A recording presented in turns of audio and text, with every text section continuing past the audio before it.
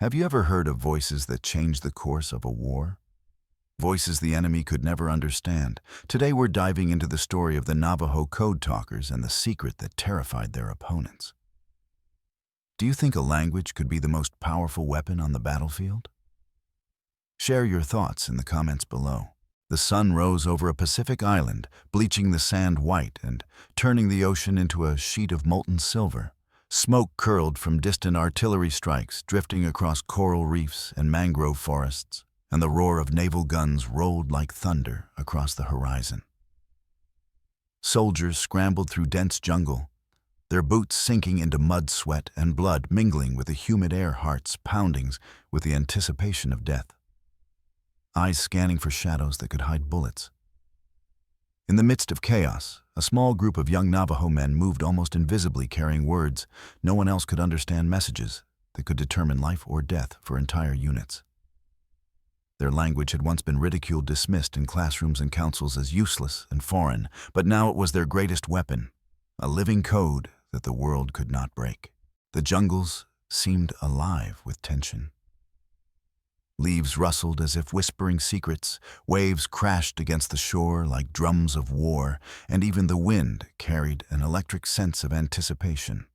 Radio signals crackled with coded transmissions, words memorized under moonlight, delivered in moments of terror sometimes, while bullets tore through the air around them. The code moved faster than any machine, slipping through enemy ears unnoticed. An invisible thread connecting commanders to soldiers in ways conventional tactics could never achieve. Diaries recovered decades later spoke of fear, exhaustion, awe, and moments when soldiers felt the presence of something beyond the physical guiding their hands and their voices in perfect synchrony with the battle. Some whispered that the spirits of ancestors rode with them, unseen guardians, shaping their every step, their every word. Young men who had grown up on reservations, feeling the sting of marginalization and isolation, now carried the weight of a nation on their shoulders. Each message transmitted, each order delivered in their language, was an act of defiance, a reclamation of power that had been denied to them for generations. The enemy, though they could not comprehend it, felt the effect of this invisible intelligence, sensing a force moving faster than their guns, twisting through smoke and fire, an unseen hand shaping outcomes before they could react. The beaches, the jungles, the coral ridges, every inch of the battlefield became part of a network. And these young Navajo men were the living link, moving silently, memorizing sequences, translating commands, improvising under fire. Moments of quiet tension alternated with screams and explosions, and yet through it all, the code never faltered. It carried hope, fear, life, and death with equal weight. The soldiers' eyes often met in fleeting glances that said more than words could convey, understanding that the success of entire operations depended on this invisible force, a secret that could not be recorded, photographed, or replicated. Here begins the story of how isolation, culture, and language, the very things that once separated these men from the rest of their countrymen, became the deadliest weapon in the Pacific theater. This is the story of voices that no enemy could hear, words that could kill, secrets that shifted the tide of war, and a legacy that would echo long after the smoke cleared. These were not ordinary soldiers, and this was not an ordinary war. Every transmission, every whispered command, every memorized phrase carried the weight of a people's history, a culture's resilience, and a nation's desperate need for survival. And through this story, we glimpse a force that was at once invisible, unstoppable, and unforgettable. It was 1942, and the world had been irrevocably plunged into the fires of war. Across the Pacific, vast oceans separated nations, yet no distance could contain the fury and ambition of conflict. Islands that once lay silent in the sun were transformed into fortresses scarred by artillery trenches and the relentless march of soldiers seeking to claim, hold, or defend each foot of terrain. The Pacific theater had become a crucible where human endurance, courage, and ingenuity were tested to their absolute limits. The air itself seemed charged with electricity as waves lashed against coral reefs, and the dense jungles whispered secrets of lives about to collide with destiny. The roar of naval guns and the relentless pounding of mortars created a symphony of chaos that neither man nor machine could fully comprehend. Every shadow concealed danger. Every gust of wind carried the potential for destruction. And in this environment, conventional communication was a fragile lifeline, easily severed by terrain, enemy interference, or the chaos of battle. Into this world stepped a small group of young Navajo men, drafted far from the deserts and mesas of their ancestral homeland. They arrived at coastal military bases bewildered by the scale of preparation and the unfamiliar smells, sounds, and rhythms of modern mechanized warfare. The diesel stench of vehicles, the acrid smoke of burning timber, and the tang of salt water mixed with human sweat and the iron scent of blood. Officers barked orders in a language the young men partially understood, demanding rapid adaptation to drills, discipline, and routines alien to their upbringing. These were men who had grown up in communities where their language had been suppressed, where speaking Navajo in school could bring punishment, and where assimilation policies sought to erase their identity. Now that very language, the cadence, the rhythm, the complexity of a tongue learned since birth, was their greatest asset, the key to survival and victory. The islands themselves imposed lessons of endurance and cunning. Sweltering heat sapped strength. Relentless humidity clung to skin and clothes, and tropical storms could rise without warning, washing away everything in their path. Mosquitoes, leeches, and disease stalked every soldier, and the dense foliage obscured visibility, turning familiar patterns of movement into traps and hazards. The men had to learn to read the land, as much as they had to learn military tactics. Knowledge passed down over generations, how to navigate by the stars, how to track footprints, how to sense danger in the wind, suddenly became critical in a war that neither textbooks nor training manuals could fully prepare them for. The Navajo men adapted, applying ancestral wisdom to an alien landscape, moving through jungles, across coral ridges, and along mangrove rivers with a precision that seemed almost preternatural. From the moment of their arrival, they were thrust into rigorous training that fused conventional military preparation with the unique application of their language skills. They memorized codes, sequences of words that represented artillery targets, troop positions, supply lines, and strategic objectives. Every syllable carried precise meaning, a linguistic map of action that no enemy could interpret. The complexity of Navajo tonal and abstract rendered these codes virtually unbreakable. In practice drills and simulated operations, the young soldiers learned to encode and decode under pressure, transmitting critical orders in minutes that might have taken hours using conventional methods. What had been viewed as a barrier, an inability to communicate in English, became an extraordinary advantage, a living weapon invisible to any adversary. The culture these men carried with them shaped their approach to warfare in ways their commanders could scarcely understand. Stories of the dying tales of heroic ancestors, of sacred ceremonies of spirits guiding those who walked honorably across the land, were not just memory. They were a framework for action, a mental discipline that sharpened perception and intuition. In moments of calm, fleeting though they were, the men would recall chants, prayers, and rituals that had once marked seasonal cycles, hunting expeditions, or rites of passage. These acts were not mere superstition. They anchored the mind, provided clarity amid terror, and infused every decision with a sense of purpose beyond mere survival. Some soldiers reported visions or dreams that seemed to anticipate ambushes or reveal safe paths through the undergrowth, blending instinct knowledge and what they understood as spiritual guidance. The operational theaters demanded not just intelligence, but creativity and adaptability. Coral ridges, volcanic slopes, and thick mangrove forests transformed conventional planning into near-impossible challenges. The young Navajo men became living conduits for communication, moving silently between units, memorizing complex sequences and delivering messages on foot when radios failed. Each mission tested their physical endurance, their memory, and their courage. The stakes were immense. A single miscommunicated order could result in disaster. And yet, despite fatigue, illness, and the ever-present specter of death, the code persisted, flowing like a river through the chaos unseen, yet guiding the course of battle. Even the enemy, though they could not comprehend the nature of the threat, felt its effect. Japanese intelligence intercepted transmissions, monitored radio traffic, and studied battlefield movements. Yet the Navajo Code eluded every attempt at decryption. It was as if an invisible hand orchestrated events and a secret thread running through the smoke, fire, and chaos. Officers on both sides could not explain the uncanny precision with which American units executed maneuvers, anticipated attacks, or avoided ambushes. The code operated like a living entity flowing through the minds of the men who carried it, shaping outcomes with a combination of discipline, heritage, and ingenuity that no textbook could capture. Life on the islands was brutal. Tropical storms could rise in minutes, transforming beaches into quagmires and rivers into torrents.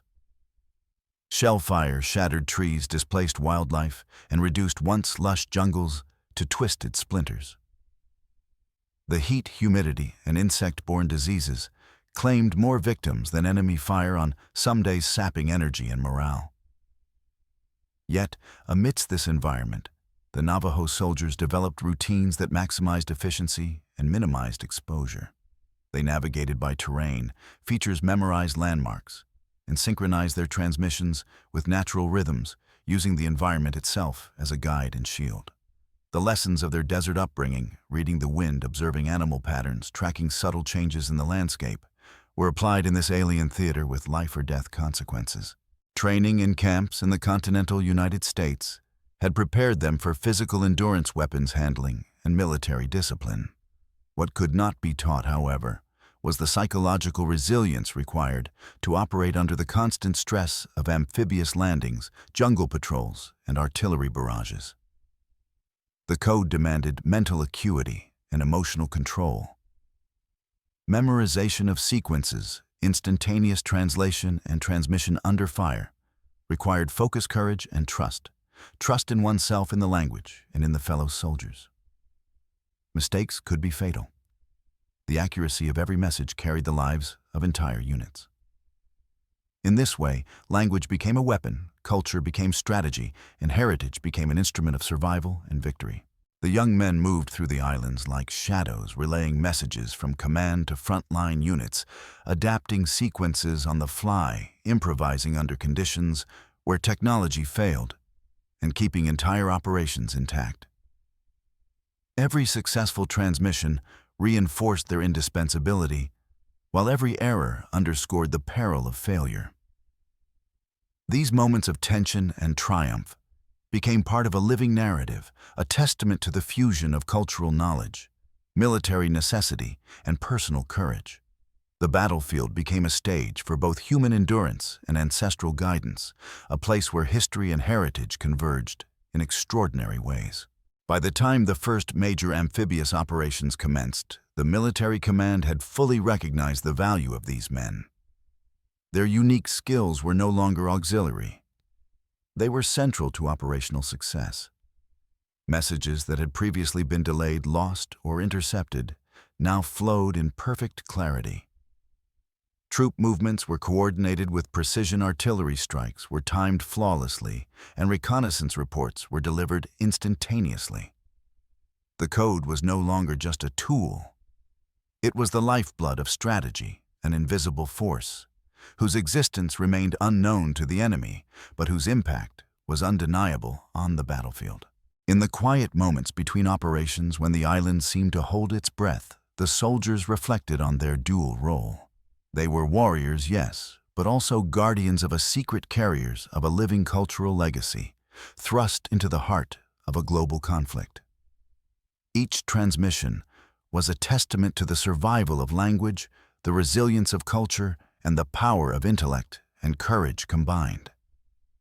Their efforts demonstrated that what had once been seen as a limitation, their separation from mainstream society, their foreign tongue, could be transformed into the ultimate advantage, shaping events in ways no one could anticipate.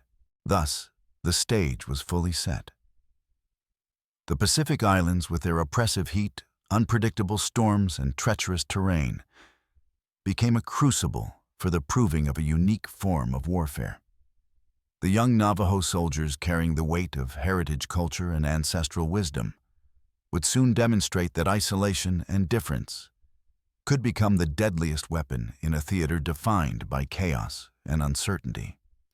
Every step across sand, coral, and mud, every word transmitted, and every code memorized under fire would contribute to a story that fused history and legend, fact and folklore, the visible and the invisible. It was here that the seeds of extraordinary heroism, cultural pride, and tactical genius were sown, a story that would echo far beyond the Pacific, beyond the war, and into history itself. The first training camps for the Navajo Code Talkers were austere. The barracks, long wooden structures with tin roofs that rattled during every storm. The air was thick with heat and the persistent smell of sweat, grease, and cordite. Young men arrived from the arid mesas and deserts of the American Southwest, places where the horizon stretched endlessly and the wind carried stories of ancestors. Now they faced a world of humidity, dense foliage, and relentless orders. Their skin, accustomed to dry heat and thin air, clung to uniforms soaked with perspiration. Every morning, reveilles shattered sleep like a gunshot, and drills tested endurance, discipline, and obedience. Officers, mostly unfamiliar with the young men's cultural background, barked instructions in English, attempting to mold them into soldiers of the United States Army. Yet these men brought more than muscle and obedience. They carried with them a history, a language, and a lineage that no academy could teach and no textbook could replicate. These young Navajo men were among the few who could speak, understand, and teach their language fluently. That language, suppressed in schools and scorned by authorities, would now become a secret weapon. Commanders observed with awe as sequences of Navajo words were memorized, transmitted, and decoded with a speed and precision that mechanical ciphers could not match. The complexity of the language, its tonal shifts, nuanced vocabulary, and contextual meanings rendered it unbreakable by enemy codebreakers. Each syllable was more than a sound. It was a vessel of strategy, a carrier of life and death. Reports from the era highlight the efficiency. Operations that would have taken hours to coordinate with conventional communication were executed in minutes, and the Japanese intelligence corps never deciphered a single message. Diaries preserved from the period reveal a rich interplay of emotion, fear, and spiritual awareness. A young soldier wrote, "We carry our people with us. Every word is a prayer and a shield. When I speak, I am not alone." Another entry read, "I can feel the eyes of my ancestors on my back. Their voices guide the code, and through it, we shape the battlefield." These accounts capture the dual nature of their experience, the mechanical precision required for military communication, and the spiritual resonance derived from their heritage. The code was technical, yet it was infused with meaning, connecting each soldier to a lineage and to a culture that had long been marginalized and misunderstood. Official documentation provides the factual backbone. Code names were assigned to military objects, locations, and actions often drawn from familiar natural elements. A turtle signified a tank chicken hawk, an airplane ironfish, a battleship. These assignments were far from arbitrary. They reflected cognitive mapping rooted in Navajo culture, linking symbols, animals, and natural elements in ways that made sense to the speakers, but remained opaque to outsiders. Operational manuals were developed to standardize the code, yet the human element was irreplaceable. The memorization, improvisation, and contextual understanding required to encode and transmit messages under duress demanded both mental acuity and cultural literacy. But alongside the hard facts existed a rich layer of folklore, spirituality, and ancestral guidance. Among the Navajo men, stories from elders, tales of heroic ancestors, protective spirits, and sacred ceremonies provided context and comfort. These were not merely superstitions, but cognitive frameworks that structured perception and decision-making. Soldiers recounted dreams in which ancestors appeared, guiding them through ambushes, pointing towards safe paths, or warning of hidden dangers. Some described feeling presences during missions, an invisible support that lent confidence under fire. The line between reality and spiritual perception blurred, creating a psychological and tactical edge. Soldiers who trusted these instincts often survived encounters that seemed impossible, navigating treacherous terrain, coordinating ambushes, or transmitting messages under extreme duress with clarity and speed. The environmental challenges of the Pacific Islands amplified the significance of both fact and folklore. Islands like Guadalcanal, Tarawa, and Saipan presented dense jungles, coral ridges, mangrove swamps, and unpredictable tidal conditions. Conventional communication was often unreliable. Radios failed and humidity lines were cut by artillery, and visual signals could be obscured by terrain. In these conditions, the Navajo Code Talkers thrived.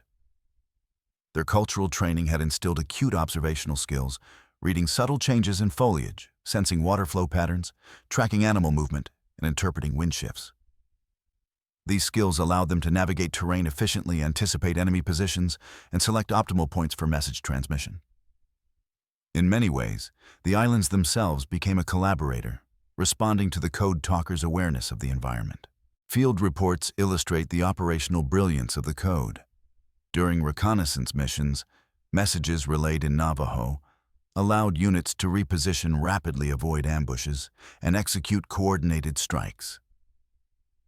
In one documented engagement, a patrol faced encirclement by enemy forces. A single Navajo transmission relayed by foot reached the command post, enabling reinforcements to flank the ambushers and save the patrol. These victories were achieved not only through tactical acumen, but through a deep trust in the code, the sender, and the cultural framework that guided both. Soldiers consistently reported heightened situational awareness, often citing dreams or premonitions that proved accurate. One recounting described a patrol moving through mangrove swamps guided by a sequence of signs. Birds flying overhead, wind direction, and water patterns, leading them past a concealed minefield. These narratives, though anecdotal, were widely reported among the soldiers and reinforced the sense of a spiritual dimension intertwined with military action. The blending of fact and folklore extended to morale and cohesion. The young men, some of whom had previously felt alienated within the broader military structure, discovered agency and identity through their role as code talkers. The act of encoding, transmitting, and decoding messages became ritualized, reinforcing bonds among soldiers and connecting them to their ancestral heritage. Letters and diaries frequently reflect this duality, pride in the technical accomplishment of the code, intertwined with reverence for its spiritual significance. One soldier wrote, "Every message I send carries my people with it. Every word is a shield and a prayer." Another noted, "I hear the whispers of those who came before me, guiding my hands. I follow, and we survive together." Environmental context further shaped the effectiveness of the code. Coral ridges provided natural observation points. Tidal flats dictated approaches to landing zones. Dense jungle paths could either conceal or expose troops. The young Navajo men integrated their ancestral skills navigation by terrain observation of wildlife patterns, reading subtle environmental cues into operational strategy. They could interpret the rhythm of the islands, understand how enemy forces would react to terrain and conditions, and relay instructions that leveraged these insights. Their cultural literacy was operational literacy. Their heritage became a tool of survival and strategy. Despite extreme danger, the folklore dimension persisted. Soldiers reported feeling invisible guidance, interpreting natural phenomena, bird shadows, cloud formations, as signals. Dreams preceding missions often seemed prescient, revealing enemy positions or hazards in advance. These experiences, subjective though they were, provided psychological reinforcement that translated into operational confidence. The fusion of historical fact and spiritual belief created a force multiplier, enhancing situational awareness, decision-making speed, and adaptability under fire. By the end of initial deployments, the Navajo Code Talkers had proven indispensable. They transformed a language once suppressed into a tactical weapon, blending heritage culture and intellect to produce an unparalleled operational advantage. Commanders noted that successes often depended as much on these transmissions as on artillery or troop strength. The code functioned both as a technical instrument and as a psychological and cultural conduit, embedding ancestral wisdom and identity into the heart of modern warfare. This interplay of fact and folklore established a dual narrative. Fact Layer 1 documented codified sequences, operational successes, and technical efficiency. Folklore Layer 1. I captured spiritual guidance, ancestral presence, dreams, and cultural reinforcement. Together, these layers created a holistic understanding of the Code Talkers' role. They were simultaneously soldiers, carriers of tradition, and participants in a spiritual continuum that shaped the outcomes of engagements in ways both tangible and unseen. The Pacific Islands, harsh and unforgiving, became a theater not only for conventional warfare, but for the interplay of human skill, cultural knowledge, and spiritual resonance. The story emerging from this period is one of extraordinary synthesis. Technical mastery of language, psychological resilience, environmental adaptation, and spiritual engagement coalesced into a singular operational advantage. Every message transmitted, every sequence memorized, and every decision informed by intuition and heritage contributed to a broader narrative in which history and legend intertwined.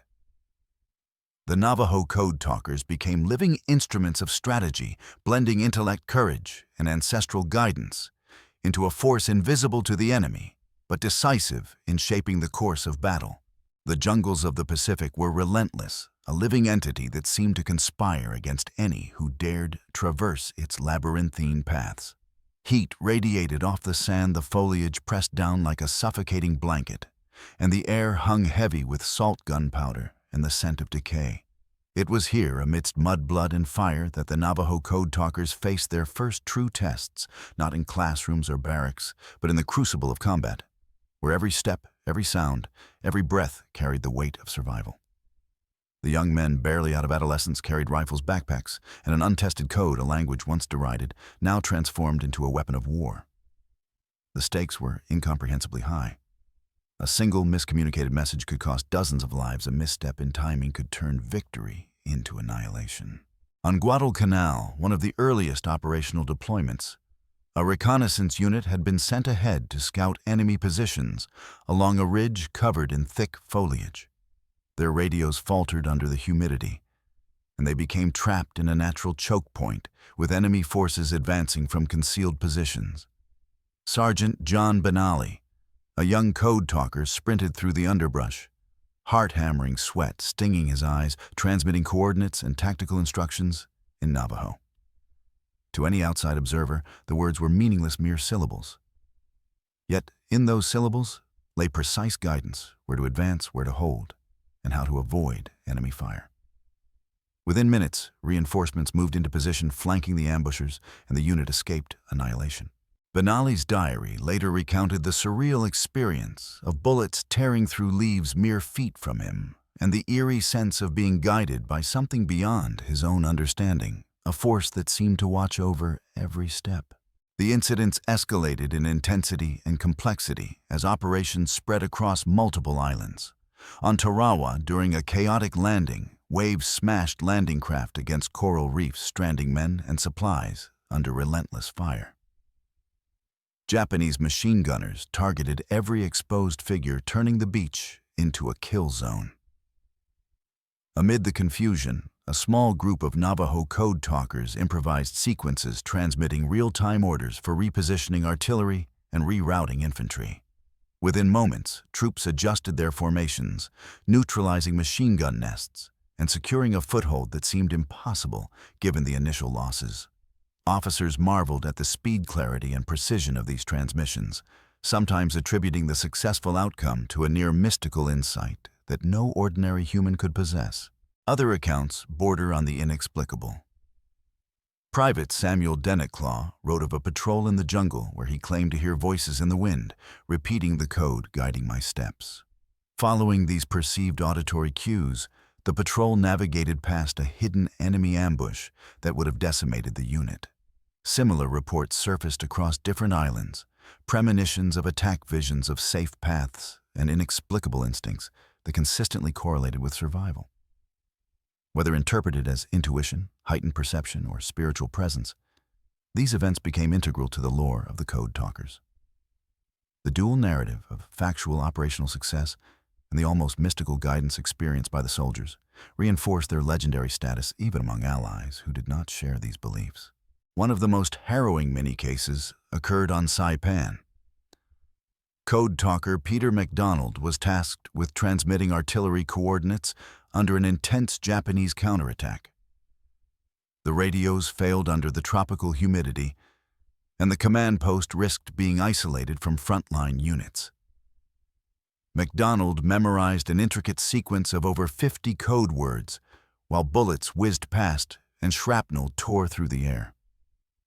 He ran through dense undergrowth mud, sucking at his boots, until he reached a functional transmission point.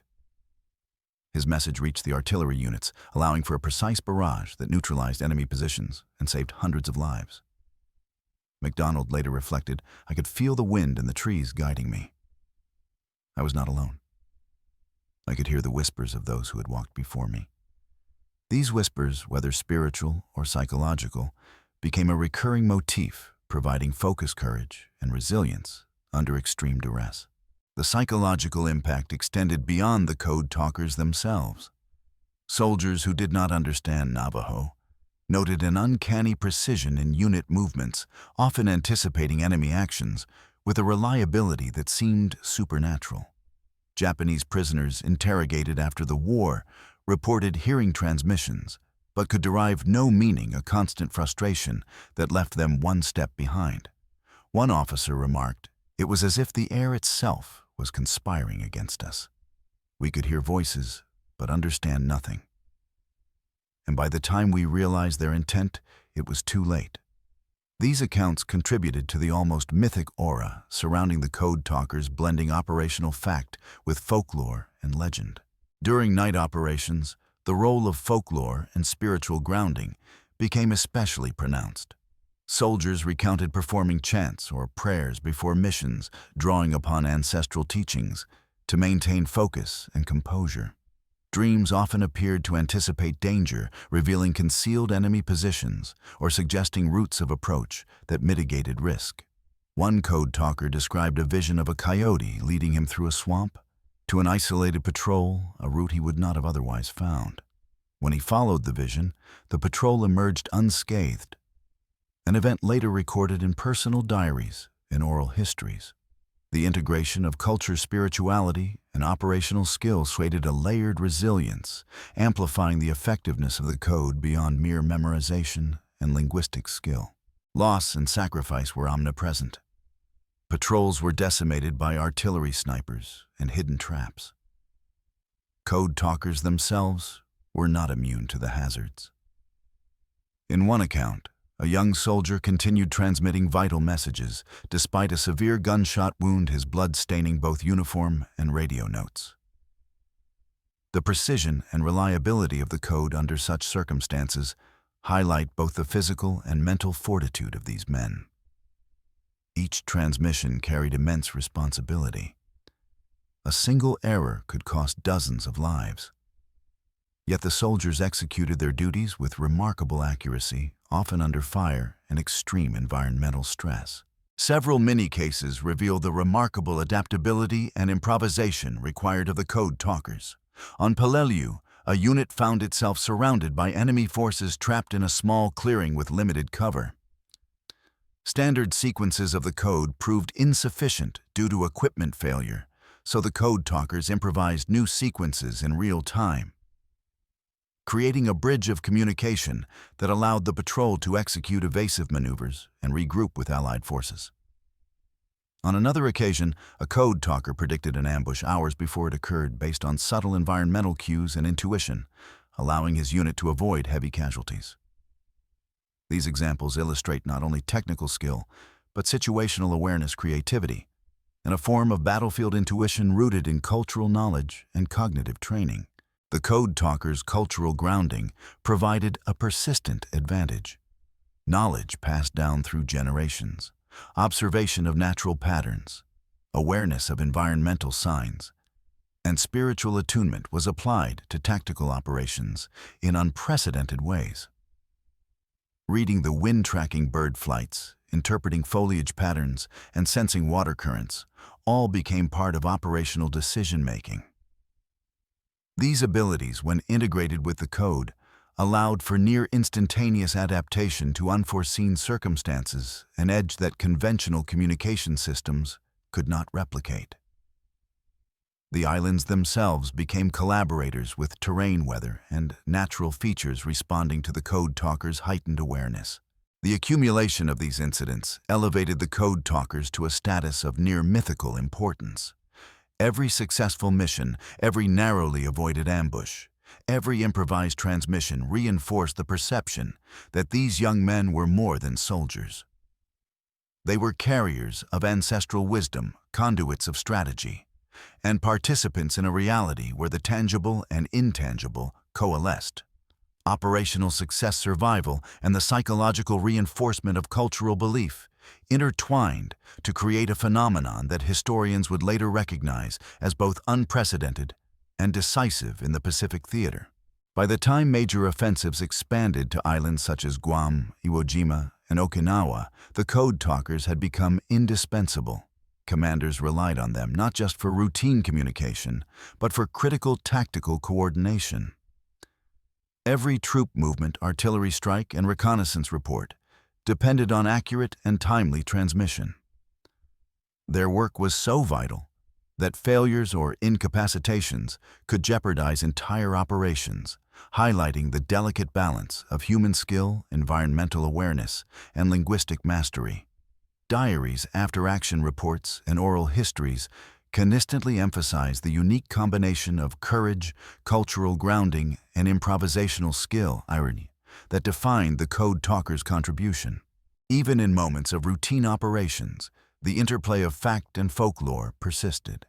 Soldiers reported subtle coincidences, dreams that anticipated enemy movements, and environmental cues that seemed to signal safe passage or impending danger.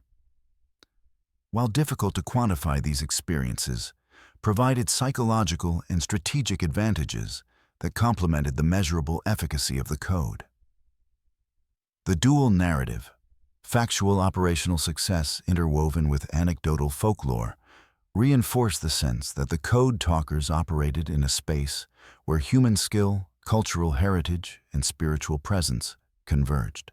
As the months progressed, the rising incidents multiplied, creating a crescendo of tension and stakes. Every island, every jungle path, and every ridge became a theater of testing new ambushes, shifting tides, tropical storms, malfunctioning equipment, and constant enemy pressure. The Code Talkers adapted, improvised, and persisted, ensuring that every message reached its destination, that units could coordinate despite chaos, and that operations succeeded where failure would have been catastrophic. Each success, each narrowly avoided disaster, each episode of intuition or perceived guidance contributed to a growing legend, a narrative that fused history, culture, and myth into a compelling and cinematic story. Through Guadalcanal, Tarawa, Peleliu, Saipan, and beyond, the Code Talkers' rising incidents illustrate the transformative power of language, culture, and ancestral guidance in modern warfare. They turned marginalization into strength, isolation into agency, and an endangered language into a decisive tactical advantage. The tales of bullets whizzing past radios, failing ambushes anticipated, and improvisations under fire form a tapestry of tension and heroism, pulling the audience deep into the maelstrom of the Pacific War, where each word transmitted could mean life or death. These stories, both factual and legendary, establish the foundation for the climactic layers to come, where the interplay of evidence, ritual, and battlefield ingenuity reaches its highest intensity. The rising incidents, though discrete in occurrence, weave together to create a continuous narrative of suspense, peril, and ingenuity. Soldiers' diaries, officer reports, and oral histories collectively paint a cinematic tableau in which danger is omnipresent, heroism is measured in split-second decisions, and the invisible thread of the code dictates the flow of entire campaigns. These mini-cases, from near-fatal ambushes to miraculous survivals, from improvised transmissions under fire to dreams guiding patrols, propel the story forward, raising stakes, deepening suspense, and setting the stage for the deeper explorations of evidence, ritual, and ancestral presence that will define the next phase of the narrative.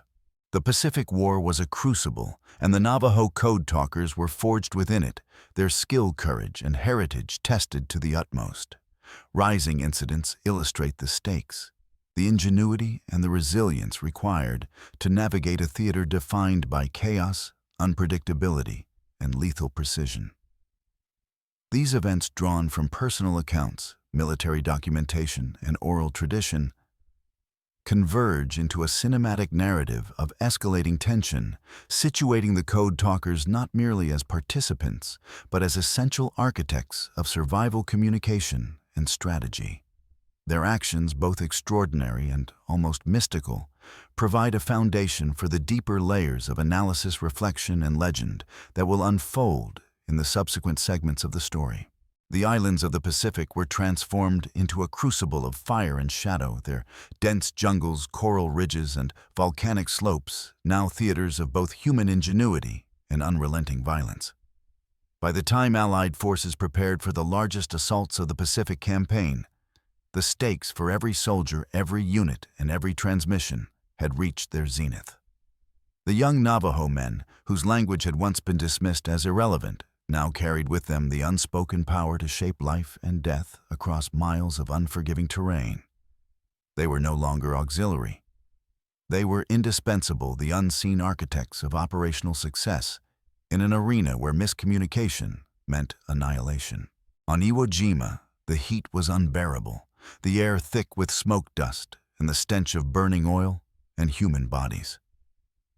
The volcanic ash underfoot turned every step into labor, and the relentless Japanese defensive positions made every approach deadly. Command posts, dugouts, and makeshift shelters were under constant bombardment. Lines of communication were fragile radios, frequently failing under the combined stress of weather terrain and enemy fire.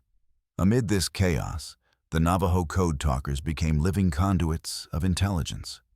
Their transmissions, whispered through foxholes, shouted across exposed ridges, and relayed via runners across enemy-controlled zones, were the lifeblood of every operation. One of the most harrowing incidents occurred during the landing phase. A forward unit moving across a ridge thought to be secure suddenly came under a well-concealed crossfire. Artillery shells exploded nearby, sending clouds of ash and debris into the air. Standard radio channels had failed, and the unit was isolated. Private Peter McDonald, a code talker, memorized and transmitted a sequence of over 60 words, improvising codes for terrain features not included in any manual. Running through the jungle, dodging sniper fire, and leaping over exposed roots and craters, he delivered the message to a secondary command post. The artillery response, executed with precision, neutralized enemy positions and saved the unit from annihilation. In his diary, MacDonald wrote, "I could feel the ground beneath me, the trees whispering directions, guiding my steps. It was not just the code, it was the land, the wind, the spirits of those who walked before us." Across the island, similar high-stakes transmissions occurred. Another code talker assigned to coordinate a flanking maneuver recalled that his message had to pass through multiple checkpoints under heavy fire. Enemy mortars targeted every open area. Using improvised signals and vocal transmissions, he guided units around machine gun nests, synchronizing movement with artillery barrages. The timing was precise. A single misstep would have resulted in decimation. After the battle, the officer in charge noted in reports that the operation's success hinged on rapid, accurate communication. Yet he could not quantify the human adaptability, improvisation, or intuition that made it possible. During these operations, the folklore dimension intensified. Soldiers reported dreams that seemed prophetic, offering guidance in impossible circumstances. Private Samuel Denetclaw recounted that on the eve of an amphibious assault, he dreamt of a coyote guiding him along a hidden reef path. When he awoke, he interpreted his dream to plan a safer landing route for his unit. The following morning, the path proved critical, avoiding enemy fire that would have claimed numerous lives. Similar accounts abound: visions of ancestral figures appearing at critical junctures, whispers in the wind guiding footsteps, and subtle environmental cues interpreted as signs of imminent danger or safety. These experiences, while subjective, contributed to decision-making under pressure, reinforcing confidence and cohesion in units facing extreme peril. The deep bridge phase of the narrative unfolds as multiple layers of evidence converge. Field maps, after-action reports, and intercepted communications demonstrate the tactical efficacy of the code. Diaries, oral histories, and folklore recount the almost mystical experiences of soldiers operating under extreme stress. In one case, a code talker transmitted critical instructions for artillery placement while trapped behind enemy lines. The message contained improvised terminology, reflecting real-time environmental changes, terrain tide levels, and visibility, allowing artillery units to target enemy positions accurately without revealing friendly troop movements.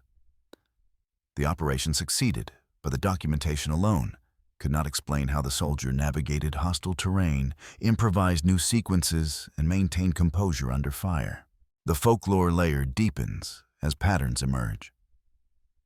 Soldiers reported that certain locations on the islands felt alive, imbued with a presence that offered guidance or warning. Shadows on ridges, bird movements, the flow of water through mangroves all became interpreted as signals for action. One code talker described following a sequence of natural cues to bypass a minefield, reporting later that he had experienced a vision of a protective figure leading the patrol safely. Others recounted ancestral whispers that coincided with the timing of critical transmissions, reinforcing the sense of alignment between cultural heritage and battlefield necessity. These stories, often dismissed by outsiders, created a shared belief system that reinforced morale resilience and situational awareness. High-intensity mini-cases illustrate the integration of fact and folklore. During the assault on Okinawa, one code talker improvised a sequence when radio equipment failed, relying on hand signals and memorized terminology. He guided infantry and artillery across a treacherous slope under continuous fire. Later, soldiers noted that the route taken matched patterns described in ancestral teachings about traversing dangerous terrain, safely blending spiritual tradition with operational necessity. Another incident involved a patrol receiving premonitory guidance in dreams that accurately indicated enemy positions hours before reconnaissance confirmed them. These recurring patterns reinforced the dual narrative: operational fact and the intangible influence of ancestral wisdom working in concert. The climax of this phase is heightened by personal sacrifice.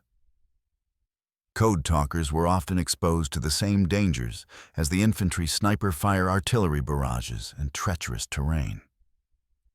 One soldier continued to transmit coordinates for over an hour despite a severe gunshot wound, his hands bleeding sweat mixing with blood and ash, ensuring that his unit's operation succeeded.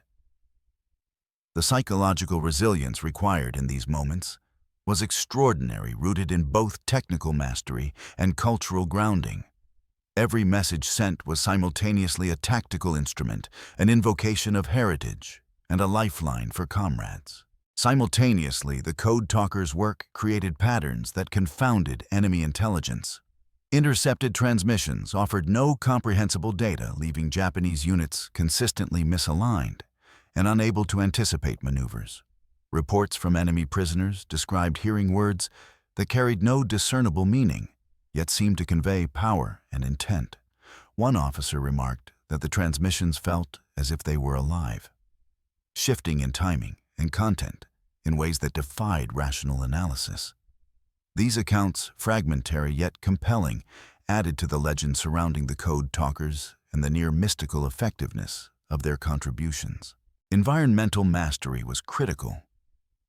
Code Talkers navigated coral reefs, tidal flats, and dense mangrove channels to transmit messages or deliver them in person when radios failed.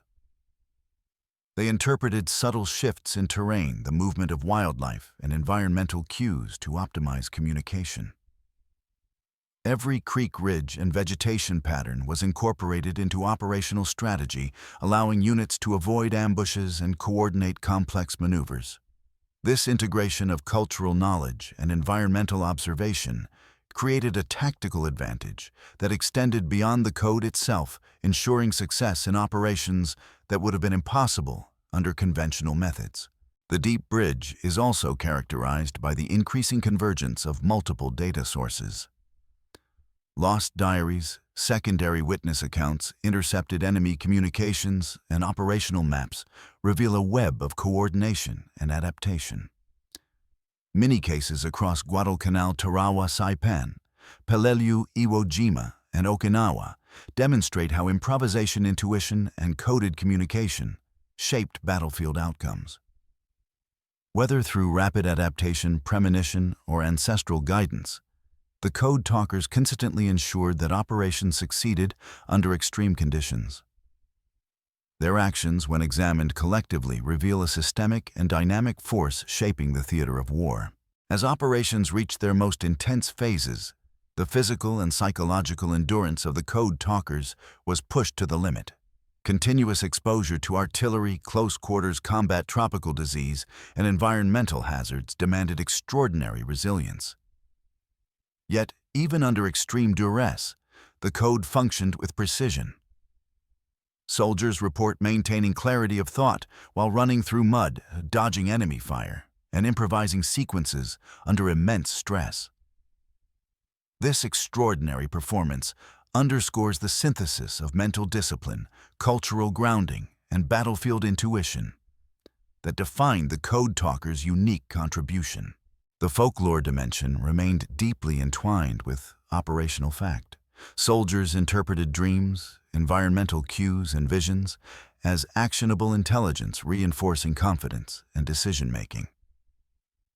Tales of ancestral guidance, protective spirits, and symbolic motifs, coyote, eagle, flowing water, permeated operational narratives, often coinciding with critical successes. These experiences, combined with precise technical execution, amplified the effectiveness of the code, creating a force multiplier that extended beyond conventional tactical metrics.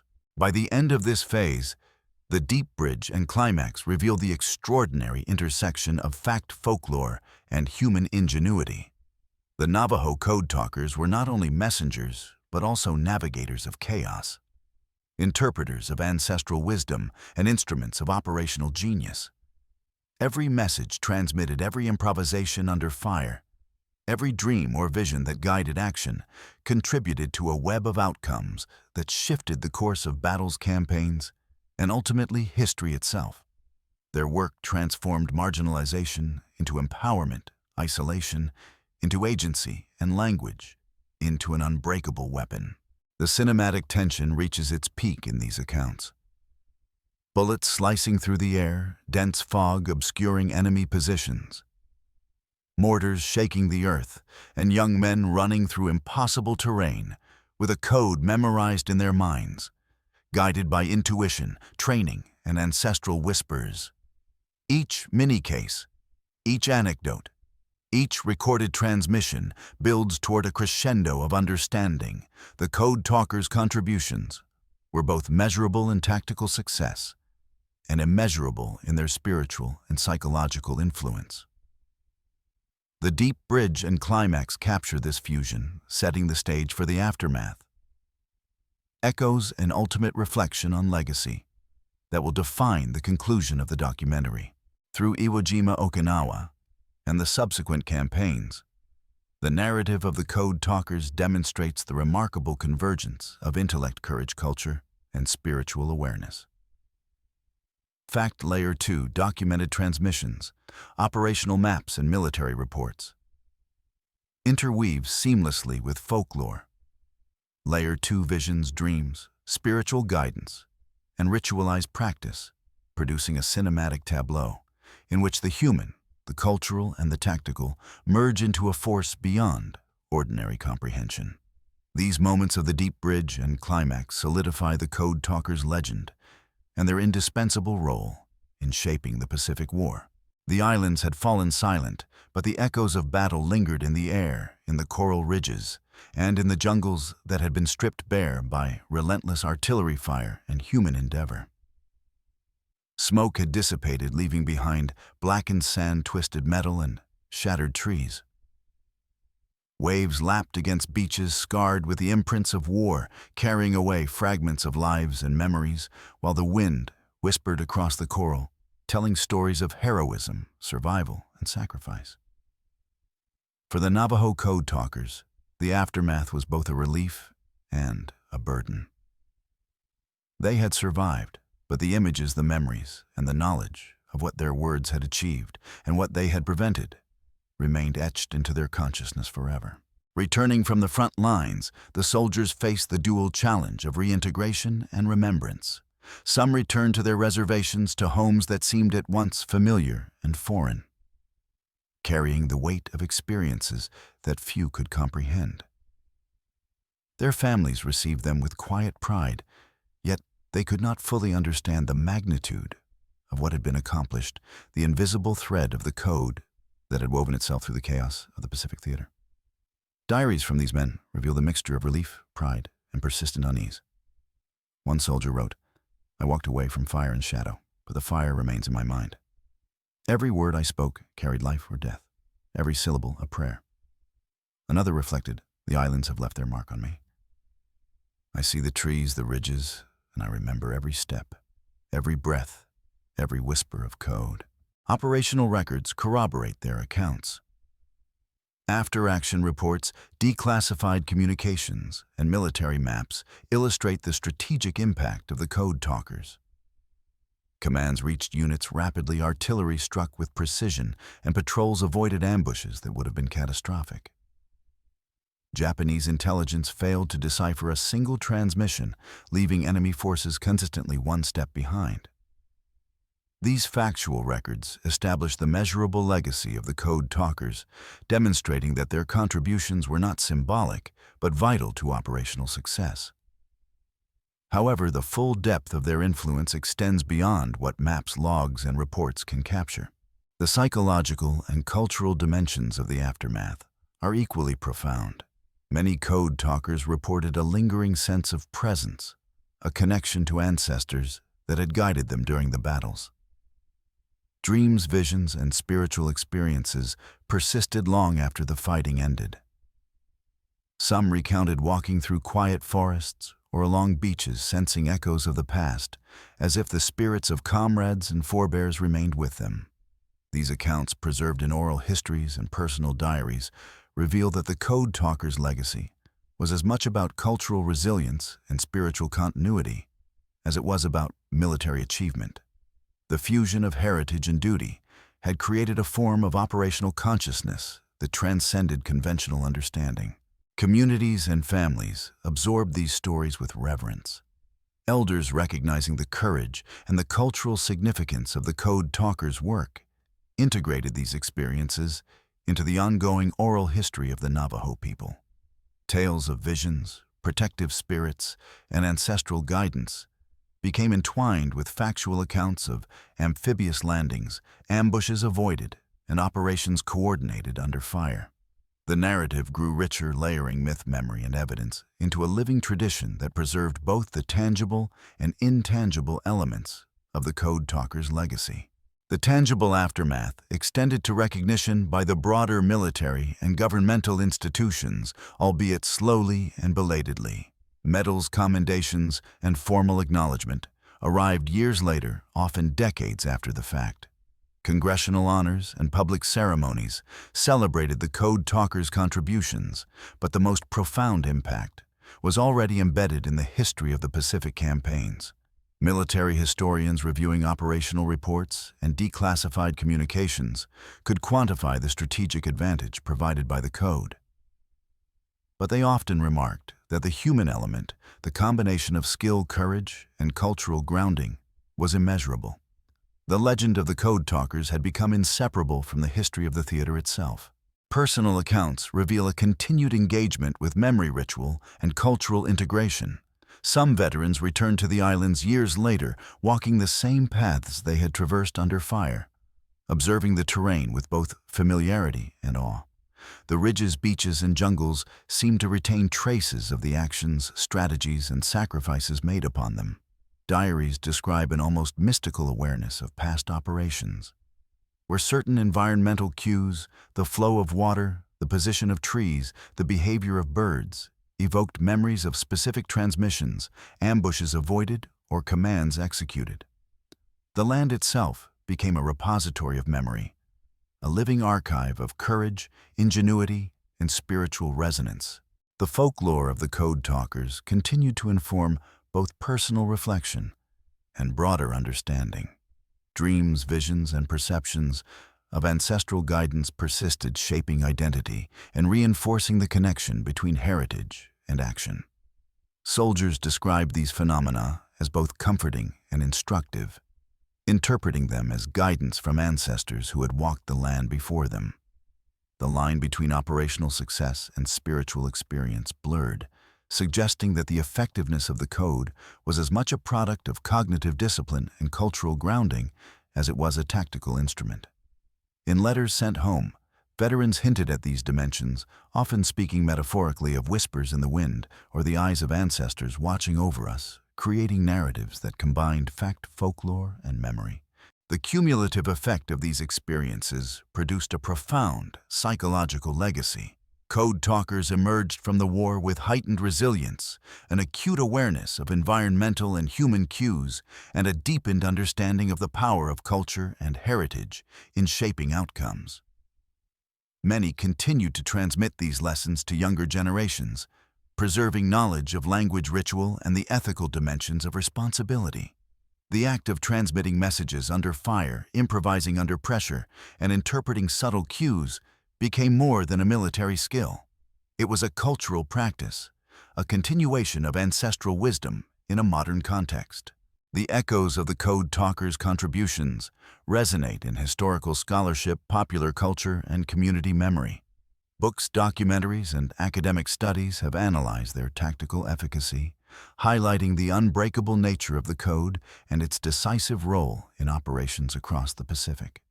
Yet these accounts often acknowledge the intangible dimensions, courage under fire, cultural resilience, and spiritual intuition that cannot be quantified.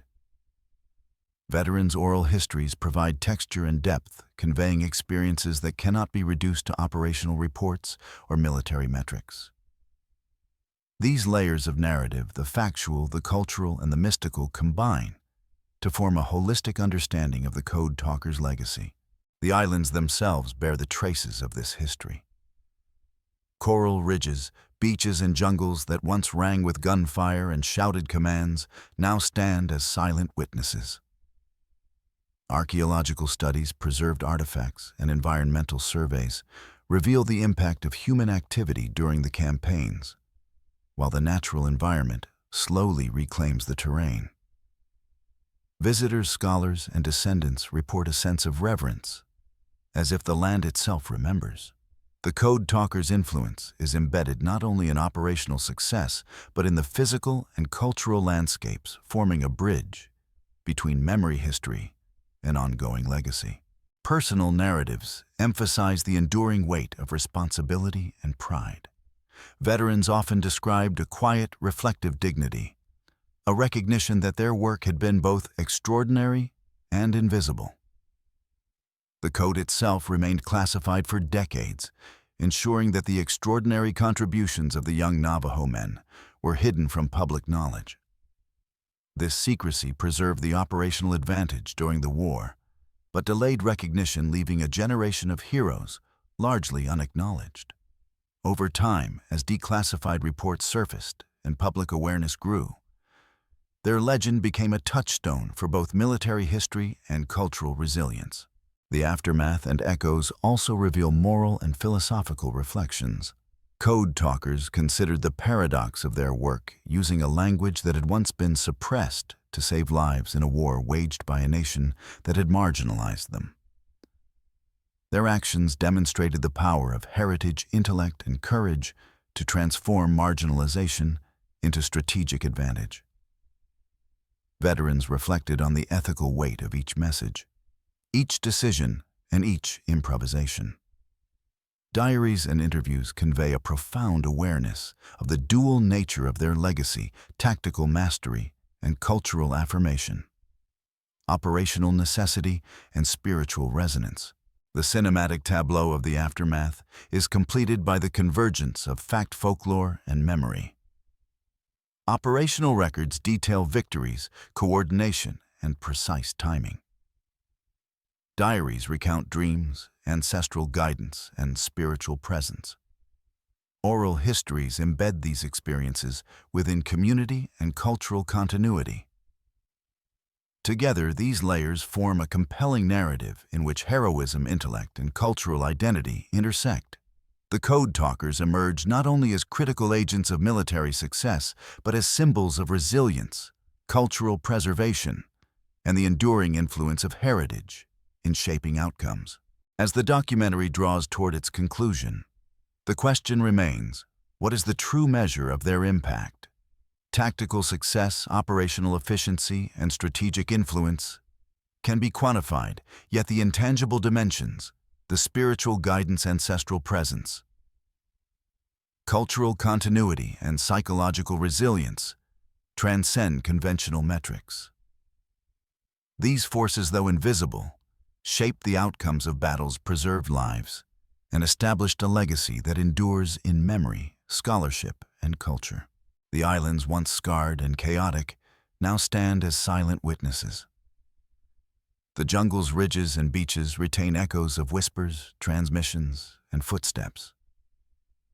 The code, though classified and then revealed, remains symbolic of the ingenuity, courage, and cultural heritage that defined the Navajo Code Talkers. Their story bridges past and present, fact and folklore, the visible and invisible, creating a narrative that resonates far beyond the immediate scope of military history. In the final reflection, the documentary invites viewers to consider the enduring question: were the successes of the Navajo Code Talkers solely the result of skill, discipline, and courage? Or did the guidance of ancestors, cultural intuition, and spiritual resonance play an equally vital role? The answer lies in the intertwined narratives of operational records, personal accounts, and oral histories. A circle of memory, action, and heritage that remains unbroken. You have glimpsed only a fragment of that circle, a testament to voices that once carried life and death across the Pacific, and a legacy that continues to echo in the present.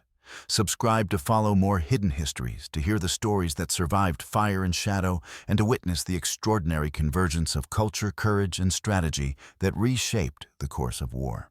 Decades had passed since the coral ridges and volcanic slopes of the Pacific bore witness to the extraordinary courage and ingenuity of the Navajo Code Talkers.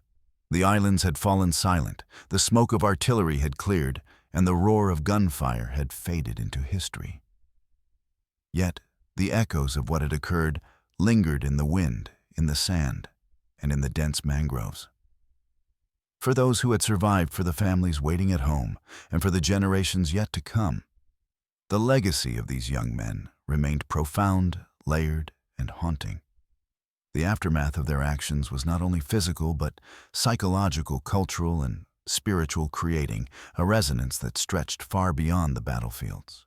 Returning home, many of the Code Talkers confronted a paradox. They had been indispensable, yet invisible. Their language, once suppressed in schools and mocked in public, had become an unbreakable weapon, pivotal to the success of some of the most dangerous operations in the Pacific theater.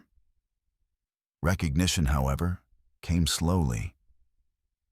While official military records documented operational outcomes, the full extent of their contributions remained classified for decades.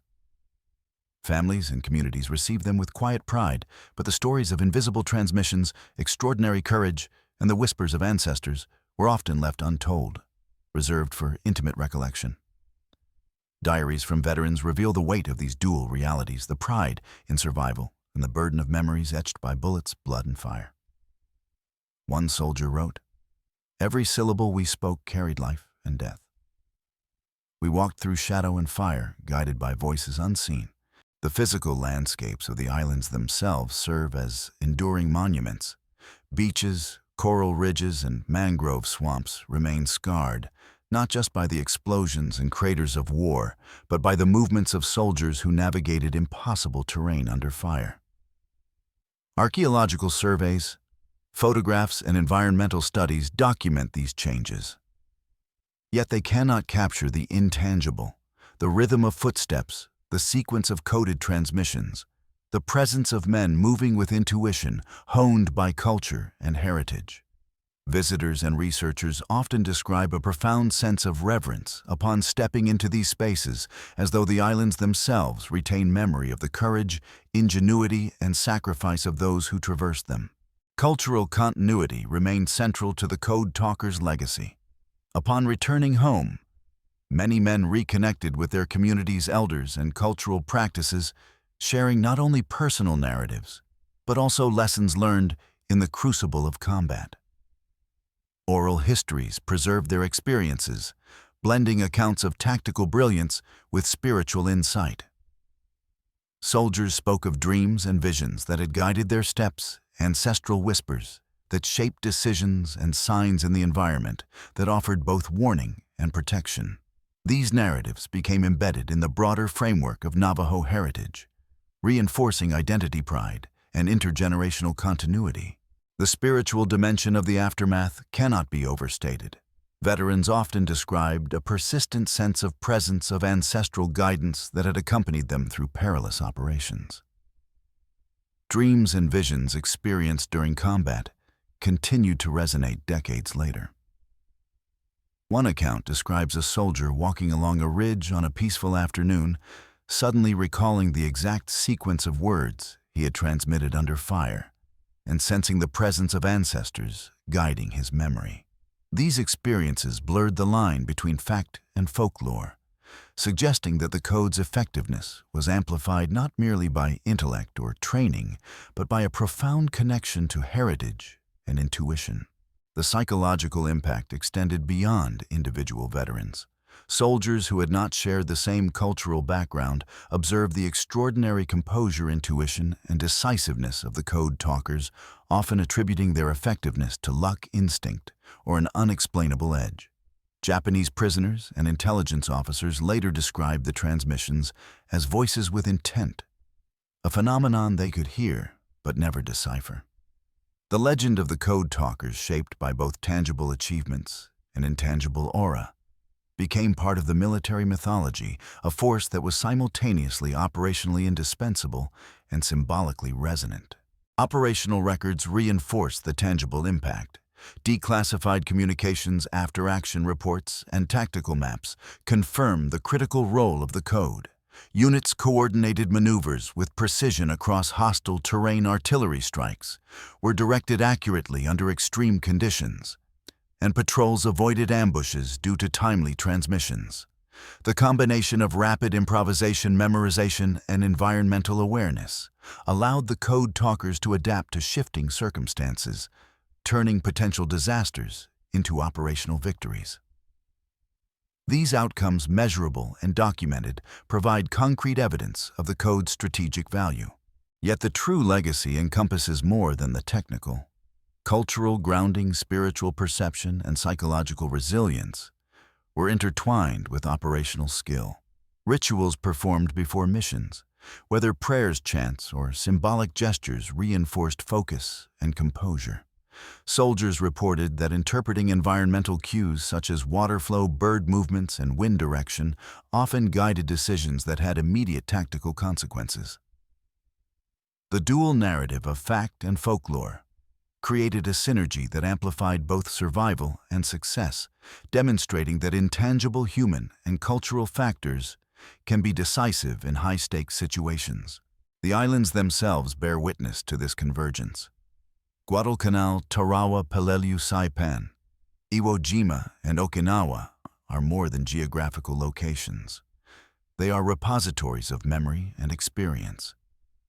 Every ridge, every mangrove swamp, and every beach conveys traces of footsteps, transmissions, and split-second decisions. Archaeological and environmental studies corroborate the historical record, yet the intangible. The rhythm, intuition, and ancestral presence, reported by the Code Talkers, remains embedded in oral history and cultural memory. The landscape, like the people, is inseparable from the legacy of the Code. Community memory preserved these stories alongside official accounts.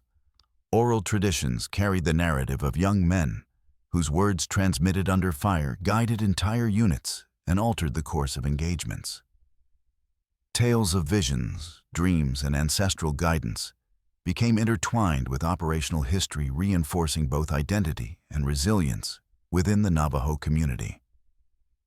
The Code Talkers' experiences illustrate the profound interplay between individual agency, cultural heritage, and environmental awareness, highlighting a form of operational mastery that transcends conventional understanding.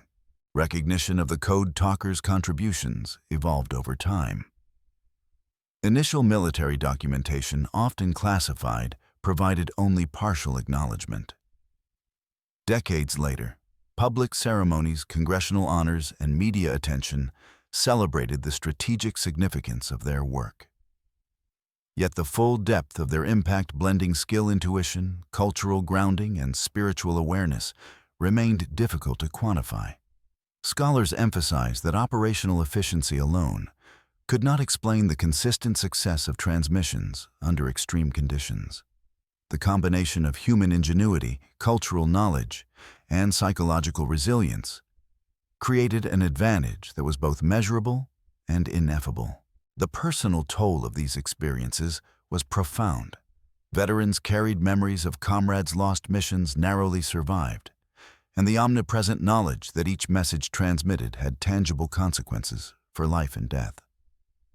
Some suffered from post-traumatic stress, while others embraced storytelling as a means of processing their experiences. Diaries, oral histories, and letters reveal the psychological complexity of this aftermath: pride and grief, exhilaration and fatigue, tactical mastery and spiritual awareness, all intertwined. The Code Talkers' legacy encompasses not only operational success, but the resilience required to integrate these experiences into a lifetime of reflection and cultural continuity.